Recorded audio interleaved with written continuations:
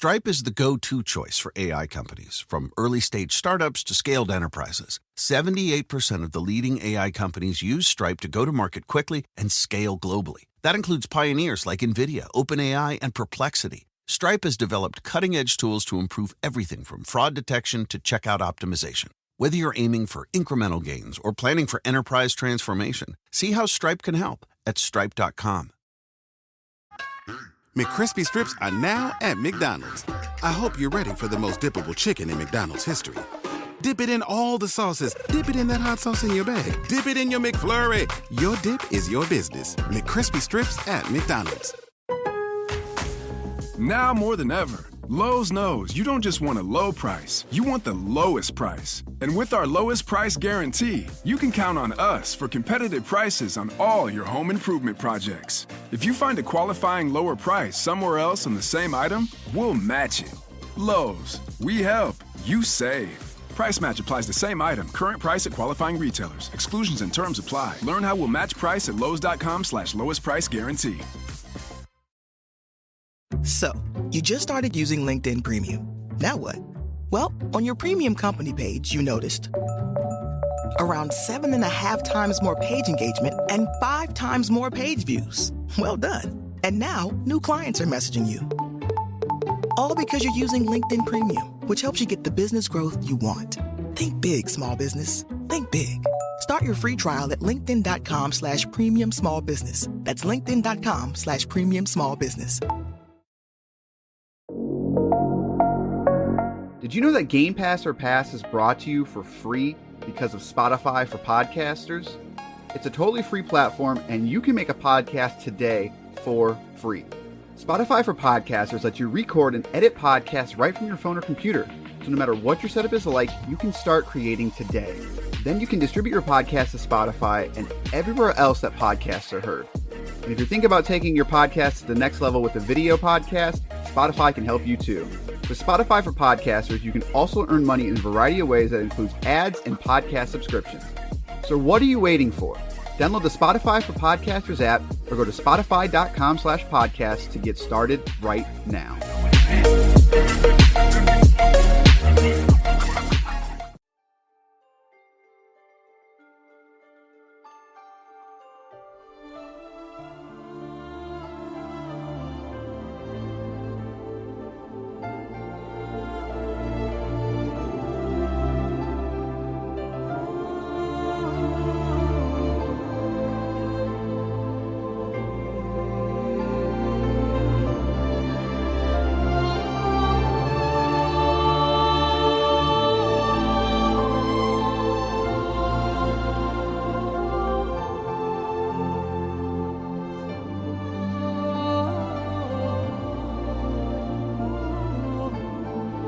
It's now time for a very wispy edition of Game Pass or Pass, the podcast where we play games on Microsoft Game Pass service and tell you which games to pass on to your friends and which games to simply pass on by. It is episode 27, and we're going to be talking about Ori and the Will of the Wisps. It's a follow-up to last week's episode where we played Ori and the Blind Forest. I am your host, Corey. I am joined by Basher. Good day, sirs. I'm still crying. Yeah, you're a co-host. I guess I could give you that title. Thank you. Appreciate that. I think I earned it. I'm still crying. Not because of the ending, which is pretty. That's pretty somber. But I was cutting onions up, so. Oh yeah. That joke from the 90s called. No, I was actually cutting up onions. I'm meal prepping. Onions, though? Onions are disgusting. I can't eat them straight up, but if you put it in a stew or something, like, and just boil them down. Nah, we'll agree to disagree. You're right. But that has nothing to do with Ori and the Will of the Wisps, and neither does you giving us a ranking on your favorite podcast service. If you're listening to us on iTunes, Apple Podcasts, Google Podcasts, whatever, why not give us a rating? If this is your first time here, welcome. This should be a good one because we're going to talk about Ori and the Will of the Wisp. But first, we got to talk about the details. This is from developer Moon Studios, which is known for Ori and the Blind Forest, and Ori and the Will of the Wisps. Those are the only 2 games. Regularly priced at $29.99, is available on Xbox Game Pass for PC and console.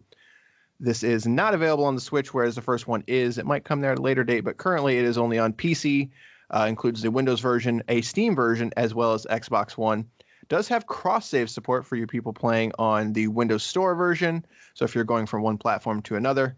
It does not have any DLC as of yet. Nothing has been announced. And it is Xbox One X enhanced, whereas, again, the first one was not. Features 4K native resolution, HDR support as well for Xbox One S and X, and 60 frames per second. But we will talk about whether or not it hits that later. But Ori and the Will of the Wisps. What do we think about it? Man, right off the bat, I don't know if it's an Ori issue or just the way we try to record this or set up these episodes. But playing it back to back so soon, I think put a slight hamper in my enjoyment of the sequel. Just up front, because it seemed a little too familiar. And I feel like I would have enjoyed it up front a lot more if there was more space in between gameplays. I sort of agree, but I would say like my first 90 minutes with it, I was kind of like, like it just wasn't like the visuals of it. I was like, man, this looks awesome, but it wasn't grabbing me. I was like, what's happening here? Like Ori and the Blind Forest is one of my all-time favorite games of the most recent memory. Why is it not getting me? And it was playing that the first one so close that I got so used to playing and the challenge and the movement and the dashing. And, Ori is a game that it's a Metroidvania / Pathfinder, whatever you want to call it. But what's something that really stuck out to me playing them back to back is that it's the traversal. Like that's truly what sets this Metroidvania apart, is that most other Metroidvanias are simply, it's like, okay, that means you're just going to be doing a lot of traveling back and forth, and you're going to be doing, using abilities that you got to sort of find new paths. And you do that in Ori, but it's the traversal. Like it's that constant of just moving from space to space in unique ways, whether it's the dashing, whether it's the boosting, whether it's the edit, like it nails it in that. And Will of the Wisps takes a while to sort of get there, like because they do the thing where they take away the stuff that you already learned, which I'm not always a huge fan when they do like that threw me off. I mean, I was not a fan of that because well, I'm gonna sound like a hypocrite because because Metroid does that every single time. For sure. I'm absolutely fine with it for some reason.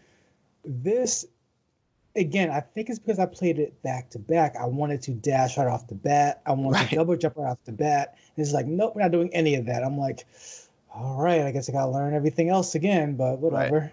But it does give you that stuff first. Like it gives you the double jump, it gives you the bash, it gives you the dash, like it gives you the stuff that you want very quickly.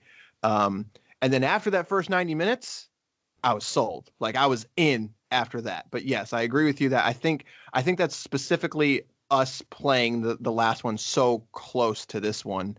I literally went less than 12 hours. Like, so I had finished the original Ori again, and then 12 hours later I was playing the sequel kind of thing. So, but yes, no, I agree. Touch on something you said too, the unique traversal system in this game. What I really liked about that is the fact that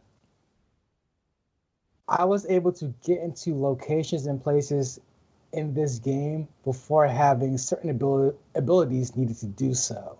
And it's just because, I don't know if they planned it out that way, but it made it so that I personally was doing way too much work to get to a place I shouldn't be at that time. But in the end, I feel like it really, truly helped me in the process of, because the late game in this is your skills got to be pretty on point. Oh, yeah. So, like, if you can challenge yourself up front, it will benefit you, like, in the long run. Yeah, I think I agree with you in terms of like, yeah, I definitely felt like there was times where I was sort of gaming the system. Like I was, so let's preface this a little bit. So this game is a lot different in that it is super more in depth. And Ori is a killer. Yeah, he's a straight beast. Combat is the first one. The combat is it's a night and day difference. That is obviously the one area where that they just straight up it is night and day different in terms of the quality, in terms of what you're doing. The first game was a very basic combat system. I don't have a problem with it in the first game, but it's just not the same. It was very press the button a couple times and your attack automatically seeks, etc. But in this one, it's a straight up hack and slash. But it is not one to where it's not easy at all. The combat is very difficult in that I was getting rolled the first 90 minutes again because I think I was trying to sort of brute force my way through it. And you cannot brute force your way through this game. You have to get good at it. And along with that, Ori is much more versatile in that there are now, I don't know what to call them other than what, they call them shards in this game, but they're basically sort of like mini abilities or abilities that sort of power up your abilities. So, for instance, I guess minor spoilers, like there's a bow, like you get a bow kind of thing. And then you can get some attachments and some shards that will sort of make it a triple shot, or it'll make it more powerful. Right. Yeah. So there's a lot of those. And so there's some that like make you stick to wall, or there's one that makes you stick to walls. There's one that gives you a triple jump, so those things sort of drastically change it because I was constantly using the wall sticking and the triple jump. Those were the first two that I got. And I feel like the triple jump, along with being able to sort of precisely stick to a wall, I was sort of getting to places that I wasn't supposed to be yet. Or maybe I was. I don't know. That's obviously. Like, I don't know if it's planned or not, but like it's, for me, I enjoyed it because in the long run, I'm like, okay, like I'm like, again, like late game, you jumps gotta be on cue. So it's like, if you can master that triple jump, wall grab, like you're good to go. Yeah, it's on another level. Like I can't really, like Super Meat Boy and stuff have extremely difficult platforming, but to me this feels better than that. It feels more precise. Or I shouldn't say more precise because Super Meat Boy is all about precision, but this one just feels better in motion to me. I feel like I have more control over the character, kind of thing. Oh, for sure. I think the difference is something like this. I wouldn't say this is better. I would say it's different. I think because the whole point is different. I think with something like Super Meat Boy, the developer's point is for you to die a lot. Like it's kind of like, hey, like this is really difficult for the sake of being difficult. Whereas in Ori, in the Will of the Wasp, I'm sorry, Will of the Wisp, Wisps, the Wasp, that'd be different. That'd be a better game. I think the purpose of it is to simply be challenging while you're getting through. It's not really. I never got to a sequence in this game where I felt like the system was actively working against me, like in a Dark Souls type of way, where it's like, we want you to die here. It's like, no, we want you to succeed. Just use all your abilities wisely and creatively. Yeah, and I've seen a lot of people sort of compare it to Hollow Knight. I don't know if you've played Hollow Knight. It's all right. Yeah, I really liked Hollow Knight a lot. And I understand the comparisons, but I still think Ori is just while it's the same genre, the goal is just much different. Right.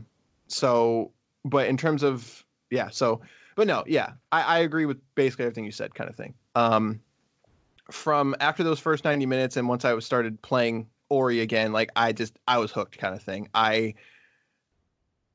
It's hard to talk about something when you like everything. Like I like the story, I like the presentation, I like the combat, I like the gameplay. It's just. I would say coming from off that first game, and I think I mentioned like how the story doesn't really drive you through. I think the story is better this time around. the main villain is. I ended up being a fan of this creature. It seemed pretty sympathetic by the end of it. Its name is Screech. Like Saved by the Bell? More like it's screeching. Oh, like Saved by the Bell. Sure. Yeah. All right.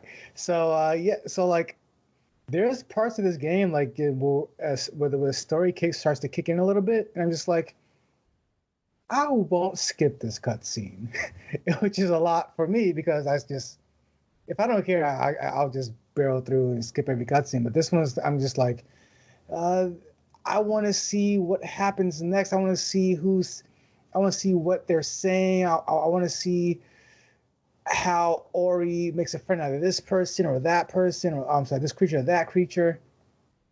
And I think the story is, I think everything is done because in the first Ori game, I feel like the things they wanted to nail, they really nailed.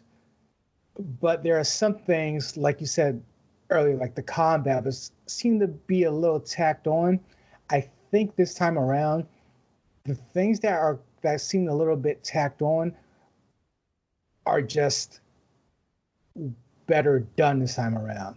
Yeah, it's a more complete game. You know, the first Ori was a beautiful game that had some neat traversal, but this from start to finish, this is a full on action Metroidvania this time, and I don't want to get too far from the story yet because the one thing that I will say, and no spoilers or anything here, is that I think the tone of it is just more adult, and yes. While the way the things that happen and the way that they go in the first game, by the end of it you were just sort of like, okay, like, yeah, like it was fun. And Ori is strange because it's still deceptive. Like, this game is adorable, right? Like, if you look at it from a design perspective, if I were to show somebody that has no idea what Ori and the Blind Forest and Will the Wisps are, they're like, yeah, like that's for children, right? But this game is not for children in any capacity. Like, it's an extremely difficult game that requires precision and it requires a patience, and it's not for children.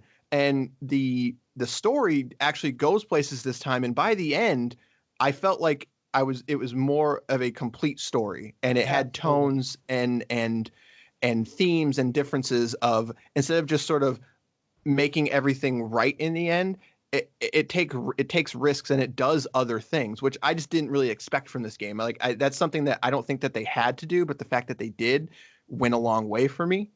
And I said, and I don't, like, no spoilers or anything, but like, it just, from start to finish, the story was something that by the end of it, I was like, all right. It was engaging. Yeah, like, for sure. Absolutely. It was absolutely engaging. And it did it with little to no words at times. Yeah. And it was just, I can't credit it enough for just being, I will go as far as to say it's maybe a visual masterpiece, because it's telling the story visually most of the time without much dialogue, and it's getting its point across. It's getting the themes across. The same themes that were in the last game are brought back again in this game, along with other, as you said, more adult themes, to the point where things aren't necessarily like, there's still darkness like lingering in some ways, and the game kind of says to you, like, but it's okay. Right. They're like, and that's something you don't expect from what, as you said, looks like a kid's game from the outset. And the way that the first one went, and the first game is very much a bad things happen, but in the end, everything is good. Like, everything, you fix everything. Yeah, and I would go as far to say that it's a cop out in some ways. But whatever, like that's not what that game was about. The story was not integral to the part of it, whereas here I think it was. Like I said, I don't want to I want to keep dancing around it since we're not going to do spoilers or anything. So no, like story was great. And the gameplay, like we already touched on a little bit, was, it's much bigger in general. But something I found interesting is that we basically went 2 different paths through this game. Like there's not multiple endings or anything like that, but we basically tackled the main objective in a almost backwards way. Like you took it one way, I took it another way kind of thing, which I did not know that was a thing of this game. I did not know you could sort of approach things out of order, which I thought was kind of neat. But there's basically 3 main paths that you go on. And I have to say that I think I enjoyed them more than the main path in the first game. But I definitely did. Yeah. Yeah. And I think that is just because as I was playing it and kind of remembering the first game, like this game is brutal, like in a good way. And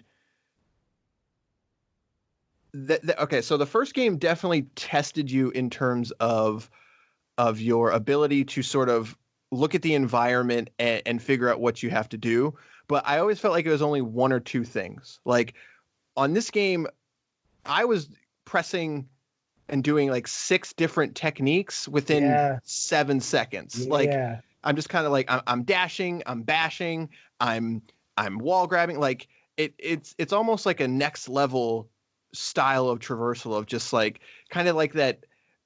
What's weird is the only game I can think of is Mirror's Edge. Like Mirror's Edge, that game was like all about movement, and when you got good at that game and you watch someone play that game, it's just like, man, like that looks like a lot of fun. I wish I could do that. And there was times in Ori and the Will of the Wisps, like when, first off, pro tip, you can go to any save point that you find from the map. Didn't know that. Like literally everyone knew that. Like just so you know. Did not know that. So when it came time for me to fast travel, I was traversing to one of the fountains to fast travel to. So I was sort of going through stuff I already been through. And when I was doing that, like I was flying through it, kind of like, again, bashing, dashing, like doing all of the techniques that it gives you. And then by the end, like they even give you some abilities to where basically you can almost make your own. There's the point you don't have to touch the ground anymore. Right. Like, right. And they do it in a way that's just like crazy because they actually give you abilities to sort of use the techniques that you already have at your leisure kind of thing.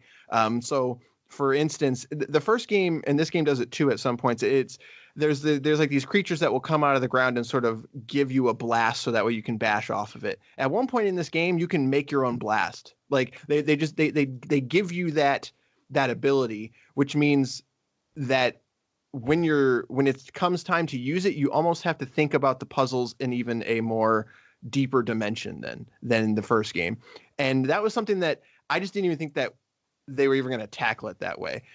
And like you said, by the end of it, like you're not even touching the ground. And there's even puzzles and stuff built around that of just like, look, this area, you cannot touch the ground because you will either die or get hurt kind of thing. And when you hit those, like it is stupid satisfying and you feel awesome every time you do it. And what I like most about that gameplay aspect specifically is the fact that we're doing it 2 different ways. Yeah, exactly. And if one of those sequences you have 5 people play that sequence, they're playing those skills 5 different ways. No one's doing it the same way.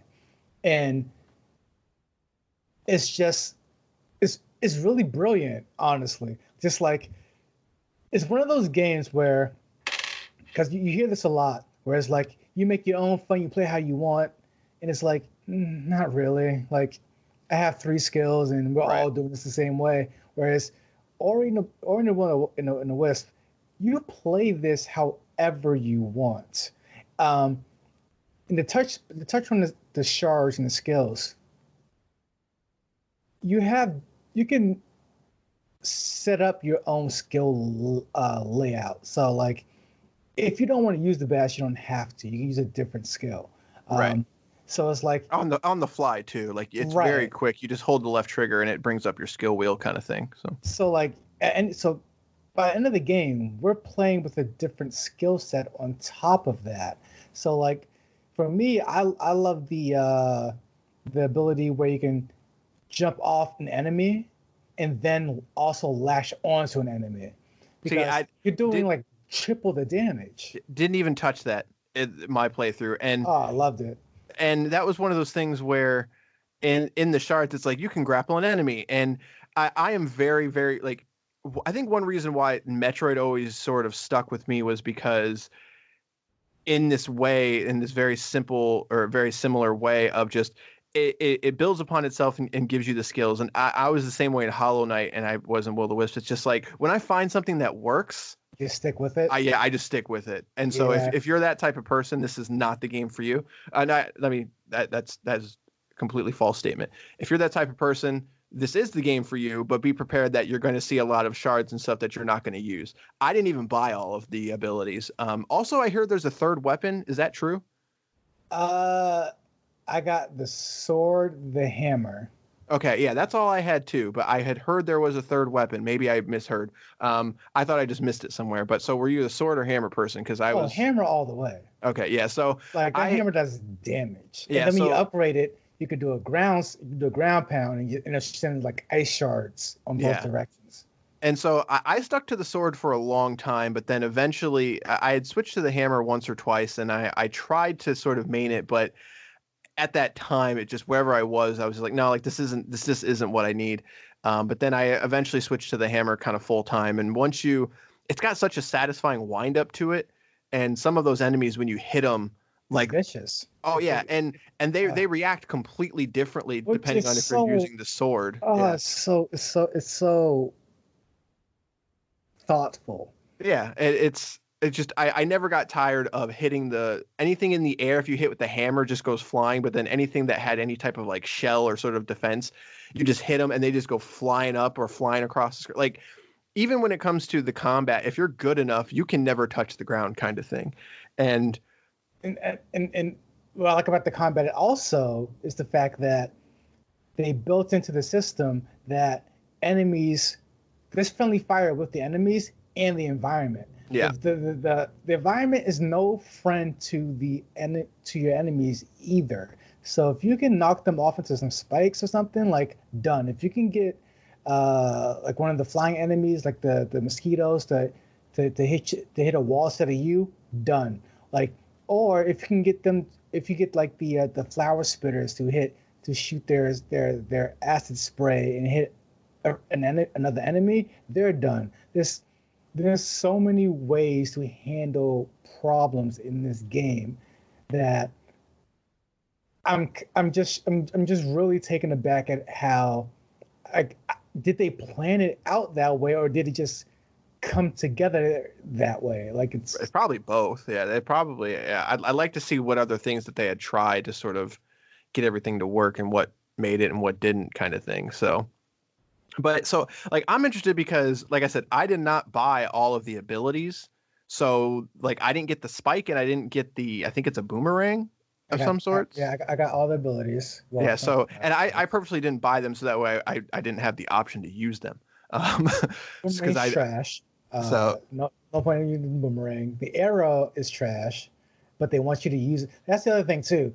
The abilities aren't just offensive weapons. Right. They're also used to interact with the environment. So although the arrow is trash, you still need that to hit a button or something. So the leaf is actually not offensive at all. I want to say it's just really just a mechanic to, interact with the environment. So, yeah. But you can still use it in creative ways during combat. So it's cool in that regard. Yeah, everything has a purpose, kind of thing, and you can sort of use it any way you want. And so this is a game that now that I've finished it, I want to go online and actually watch some streamers because I want to see how they're playing it, because I am sure that there's stuff that I don't even know you can do, kind of thing. And this is a game I will definitely go back and play again on hard mode, for sure. And man, try the lash onto enemies and jump off enemies, and you're just. So wait, do they not hurt you then? No, they don't hurt you. And then once you upgrade that, you start doing more damage. You can jump off two enemies. Like you're literally just, it's Devil May Cry mini light in that. See, and that I was basically doing that with the hammer of like I was popping them up kind of thing. Yeah. And I would pop them up, hit it a couple times, and I'd bash off of them, and then I would bash up, and then I would come down with the hammer with the upgrade. So I had the eyes I was basically playing a very similar style, but if I'm the grapple sounds like something that I probably would have latched onto pretty quickly, but I was just so comfortable with what I was doing. I was like, no, I'm good. So that's the thing. It all right. It all works. And but there is one thing. If I have one criticism, it would be it's that's the thing. It's barely a criticism at that because, all right. So if I had one criticism, it would be due to the focus on exploration and doing things out of order at your own pace, at your own speed. You will get lost a lot more than in the first game. So like, and I think that's just kind of the issue with the narrative in Pathfinder games. If you don't have a very clear narrative at some point, and you just say, "Hey, just go everywhere and do everything," you will kind of find yourself like, okay, did I grab that or not? Which one am I on? Where do I need to be? And at that point, you're just kind of filling out the map instead of beelining it to certain objectives. So that's really my biggest critique of the game is where you may get lost and a little frustrated that you're lost at times. Yeah, so I sort of the game is sort of broken into two. I don't want to say two halves because that's not fair. But there's basically like an intro period, and then it sort of unlocks everything, and that's when you can sort of pick. I guess considering we went in different paths, you can sort of pick which way you want to go, and so on your map it sort of tells you like, hey, this is the general area where it is. So it's like, okay, clearly I need to go somewhere over here. And somehow I found myself, I went to basically the entrance to the final area first. Don't know how I did that. And I ended up picking up one of the abilities. Like there's basically like a dashing ability through sand and stuff that you get. And I picked up that. And so like I ended up getting things sort of slightly out of order. And at some point I got turned around, whatever, and then I just sort of got lost. I was like, I'm not really sure where I'm supposed to be because I feel like I went everywhere I was supposed to be in this one area, but it says there's a wisp over here kind of thing. And so lo and behold, I guess one of my criticisms is that there are certain times, depending on the area that you're in, where the background and the foreground can get a little confusing. And there was basically a button that I didn't see it. Like the only reason I noticed it was because I ran by something and a little tooltip came up and I was like, hold right trigger to pull. And I was like, whoa. Like I could not see this at all. And from what I understand, I'm the only one that thought that because I was sort of looking online and people didn't have any issues with it. But I still think there's other times where I'm not quite sure if there's like a tree branch in the background. I'm like, oh, I can jump on that. And oh, no, I can't. Like every once in a while, there's something like that I just couldn't see. But once I sort of got unlost that first time and I was on the right path after that, I didn't get lost again kind of thing. I would agree with that. But that might be because I had filled out so much of the map getting lost that right. That so I basically just kind of did a little bit of everything. So then I sort of filled out the map to a point to where I was like, okay, I know exactly where I need to go now. So right. No, I think you nailed it. Yeah. Yeah. But I'm kind of okay with that. Like I'm not mad at that by any means. So yeah, I don't know. Maybe that is a criticism. I don't know. I'm kind of with you in where I think that's just part of the genre and just part of the game. I think that the best Metroidvanias or Pathfinder games, whatever you want to call them, I think that they do a very good job of sort of, even when you are lost, it's very easy to pull up your map and be like, okay, like clearly I missed something. What did I miss? And the fact that they give you sort of the general area to where these wisps are, that you can sort of be like, okay, clearly I missed something here. Whereas in bad Metroidvanias, I can think of instances where I'm looking at this map, there's not clearly a door in this one area, and I go there, and then all of a sudden the map fills out like, oh, there's a door here with a whole nother area kind of thing. So I put this on the latter of just like, or of the former of this is a better one, to where it's very clear of what you have, what you've observed and what you haven't observed, kind of thing. And I will touch on the moment, because you're absolutely right. Once I was lost for a while, once I figured out what I needed to do, it was smooth sailing from there. So you're absolutely right. And I want to say the part I was stuck on, without giving any spoilers, pro tip: you will approach what looks like to be a dead end. Use the leaf. Okay, I know exactly what you're talking about. Yeah, like that was my hold up for a while, because I'm like, I filled out pretty. To your point, I want to say the entire map was filled out, except that one area. Except two areas: that dead end, and then the ice area. I think it's called Barrows something. Baur. Yeah. So it's like, how do I even get over there? There's no clue, and then I have this dead end on the other side of the map. I'm like, there's a clue, but there's also like, there was one instance where I had sort of forgotten of one of the abilities. So I'm not gonna say what the ability is, but like basically if you jump and hold one of the buttons, you can do something. And I had forgotten you could do that. So like I was running around. I was like, clearly this is where I need to be, but how do I get over there? Like, I'm trying everything, and I've got the triple jump on, I've got the dash on. I'm just like, how do I get over there? And then eventually the game was like, hey, press this button, you idiot. And I was like, oh. Right. So right. I have a feeling that that's very similar to what you probably ran into, in that they actually tell you exactly what you need to do sort of right before that, but it's very easy to miss if you're just sort of like reading and like, oh, okay, like whatever. Like, but yeah. Also, it's kind of strange, the reaction that happens from just using So anyways, we're like, now we're speaking in code and people have no idea what we're talking about.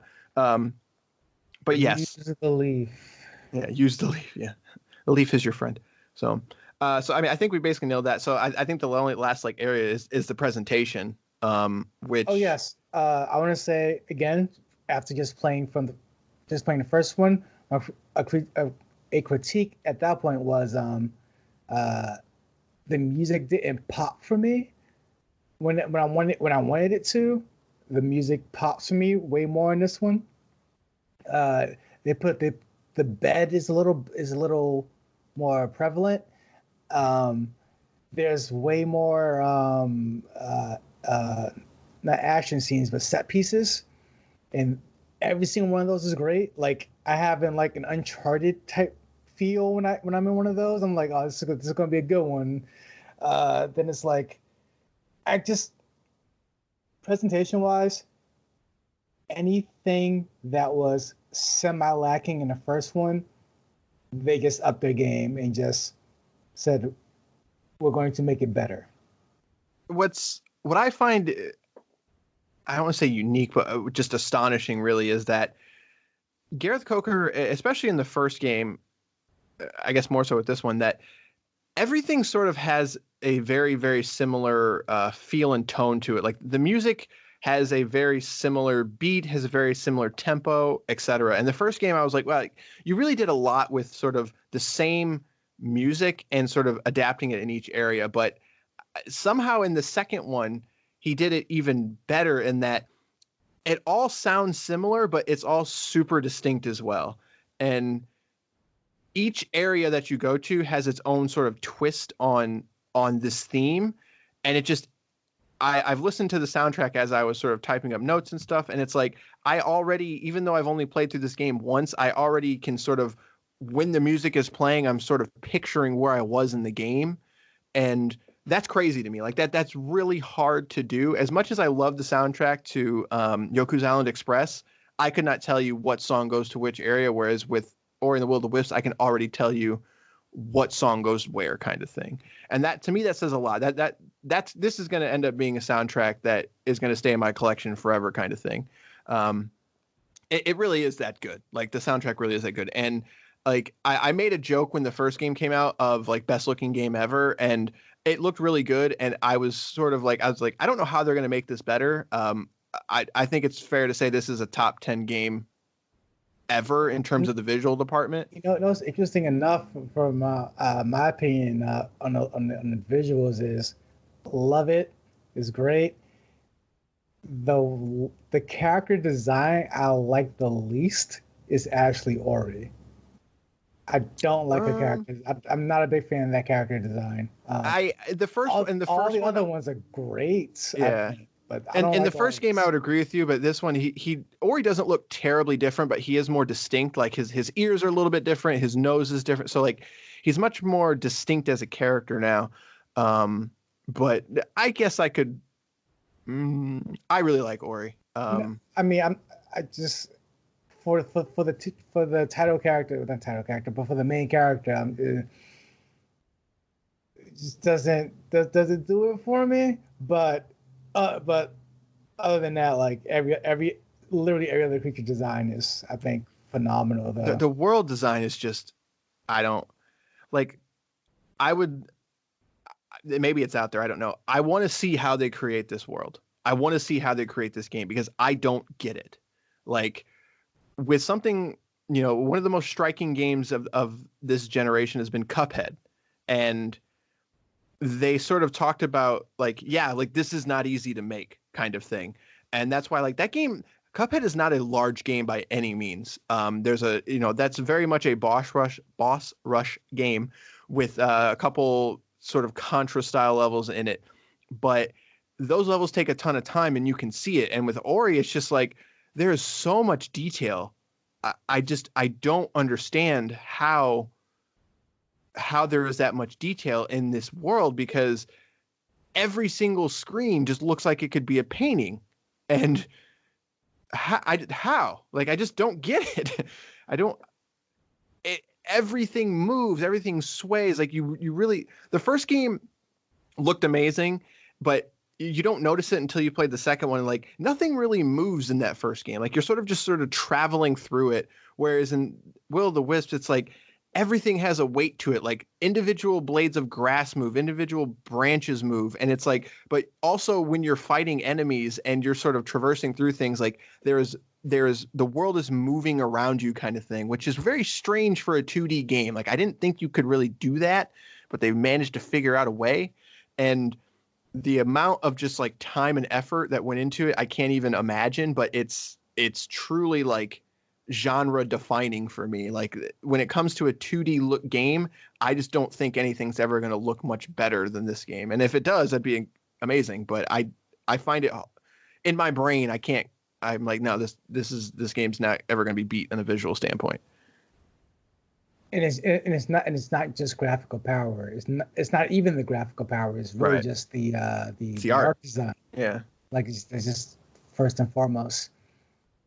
That being said, we do have to talk about a negative, and a big negative. I'm not sure what you ran into, but bro, the performance of this game is not good. So I played on Xbox One X and you played on PC, correct? Yes. Okay.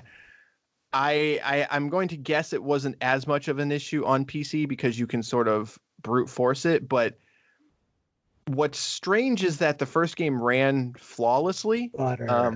Yeah. No. Will of the Wisps, no. This game does not hit 60 frames consecutively on Xbox One X at almost any time.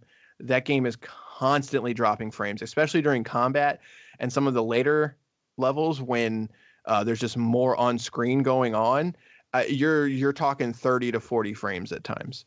And I ran into quite a few bugs. My console turned off, like just straight up turned off twice when I booted the game. So like the game would boot and I'd get the intro song start playing, the Microsoft Xbox Game Studios logo, and just boom, console turned off.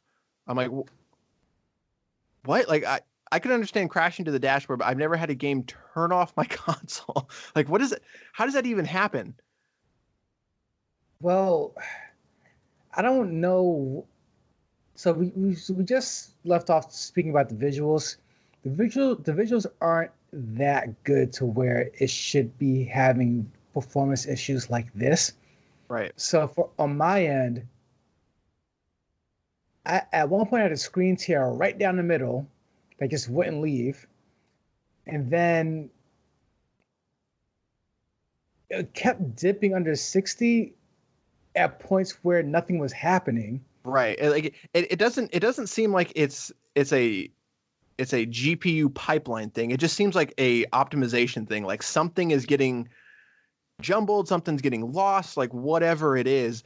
And there's also seems to be a memory leak, at least on the Xbox version. I've read about it might be on the PC too, but I'm not sure. But like eventually, if you just keep playing the game, and especially apparently if you don't turn the console all the way off, like if you're using the standby mode, which I don't normally do. I normally do the energy saving mode, so it does a full boot every time. Apparently, like that can cause issues. Now, this isn't the first game that's happened with. Like, there's been other games that, for whatever reason, using the standby mode sort of does something to the code where it starts dropping frames constantly. But this game is just all over the place, like in terms of bugs like that. And so, yeah. So were you mainly at 60 at least, like for a lot of the game? Because I'm not exaggerating when I say like this game never hits 60 concurrently almost through any of it. High 50s for me. Okay, so I mean it's better. It sounds like high 50s. Yeah, and then like the boot up, the first start every time was just, it took way longer than any PC game should. Yeah, especially for like a 2D platformer. It's like, guys, like I don't know what you did, but a bit of a hit there performance wise. But and that said, though, it sounds like on console it's literally game breaking, whereas on PC it's a slight annoyance. Yeah. So from what I understand, they're working on it, kind of thing, and what's unique about this game is that it runs on Unity still, which kind of blows my mind because Unity is not known for being a well optimized machine. If that I am not a programmer, so I cannot comment on it. But from what I've read, from what I've seen, I have talked to developers that have used it. Kind of, it's not great, kind of thing, but it's free. So that's sort of what it is. But to me, it just seems strange that this is borderline a first party studio or first party game, and it's still running on Unity. And I have to imagine that has something to do with it. But who knows? Maybe this game was delayed, and we are not to date this thing, but we are doing a pandemic right now. We are in the middle of a pandemic and companies are working from home, etc. So maybe this game, just that final layer of polish just didn't get out the door for various reasons. But yeah, like the frame rate is the big one, but I also had quite a few bugs in that sometimes when it was loading an area, the camera would not follow Ori anymore. So like I would be running and I jump off of something and Ori's just off screen as it's sort of loading the next area. And then once it loads, it sort of centers the screen again. But I could keep moving once I was off screen. It's like, how does that like what's happening behind the scenes here where all of a sudden the camera's just not following the main character? Like just a lot of weird stuff like that. Now yeah, that's a big so that's a big flaw for me, because when you don't have a PC to basically adjust things manually, let's say, and get something to run correctly, it becomes a huge issue for me. So like when I was console only for little bits in my gaming life, if something didn't run well, I would just trash it and just stop playing it. Like this is like, you kind of have one job here. Like this is a big game for it's not a AAA game obviously, but for the Xbox console, this is a selling one. This is like a selling point. This is like the PlayStation. This is PlayStation. This is like one of the darling indie games. It's the same thing for the Xbox. So it has to be butter out the gate. If it's not, you're leaving a bad taste in first impressions mouth, like people who never played this game before or never heard about the studio before. Yeah, it's for me. I tend to be more forgiving on games that are trying to run at 60 and can't hit it versus games that are trying to run 30 and can't hit it. It's just the level of latency and to me, a game running at 25 frames versus 30 frames is immediately noticeable, much more than a game running at 50 frames that's supposed to be running at 60 kind of thing. For me, it's the fluctuation of how often it is dipping from 60 kind of thing.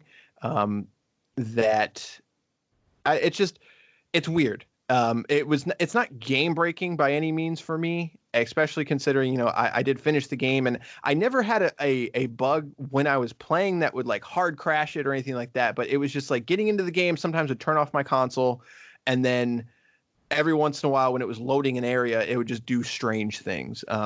So I don't know. They said they're working on it kind of thing. Hopefully they fix it, and hopefully they can at least clean it up to the point to where if you're going, if you're in that range of 50 to 60 frames, that's fine. But it's those fluctuations that hit so hard that it's just like, what is going on, guys? Like, I don't know.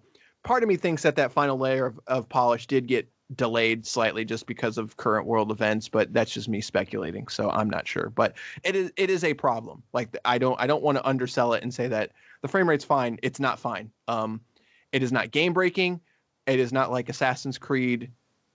What was the name of that game? Brotherhood or whatever it was. The first one on next gen consoles. It's going to bug me. I'm going to have to look up the name of that game. It wasn't Brotherhood. Oh my God. What was it? Assassin's Creed. It's the one. Wasn't it the one with the co-op? It was. Yeah, like it wasn't Brotherhood. Live fact checking. They're like in Venice or something. I forgot. Unity. Yeah, that is. That game was broken. That game had such a bad frame rate, like it was eating inputs because the frame rate would get so low and choppy that it couldn't keep up with the button presses. It's not like that, but it is not great.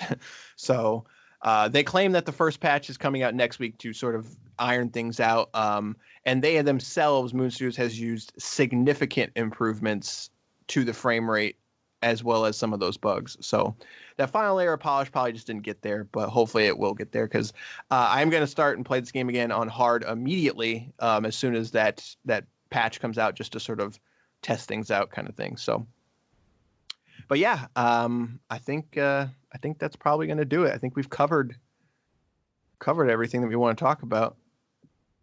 Yeah, I mean, and we ran long as well, so like, right. I think we know the answer to this question. Game Pass or pass? You shouldn't play it. Yeah, no. It's terrible. Yeah, it's terrible. No. Play this game. Play this game immediately, kind of thing. I think this is a game of the year quality game. And unless something changes, it's probably going to be one of those top 5 games for us. I really, really, really enjoyed it quite a bit. More, again, those first 90 minutes, I was like, oh no, like, is there something wrong with the game? Is there something wrong with me? I think it seemed too familiar. In the beginning, for me, it wasn't even 90 minutes. For me, once I got the hammer, I'm like, oh, we're going now. I see. So I was just like, oh no, please no. But then once it clicked and I was on board, and I was like, all right, we're good. So we're good. So no, definitely play this game. So Ori and the Will of the Wisps gets a big pass it on from us. All right. So this episode will be coming out a bit early. So next episode, we're going to be doing our sort of bonus or side episode because a little game called Doom Eternal will be releasing next Friday, or this upcoming Friday, when you're listening to this, most likely. So that game is not on Game Pass, but we have had the request out of a couple people. So, hey, talk about some new games, because they like the format of sort of sticking with one game. So we are going to do that, and we talked about it last week kind of thing. It's not something we're going to be doing a lot. We're just going to kind of see how it goes. But basically, I'm giving it the okay because I like Doom. And we did play the first Doom on Game Pass or Pass. So I don't think this is going to be a situation where when Call of Duty Black Ops 5 comes out that we're going to talk about that game. But we're always going to try to, tie it in somehow to something on Game Pass. So next week will be a little bit different. It should be at regular time, something like that. But so the next game will be Doom Eternal.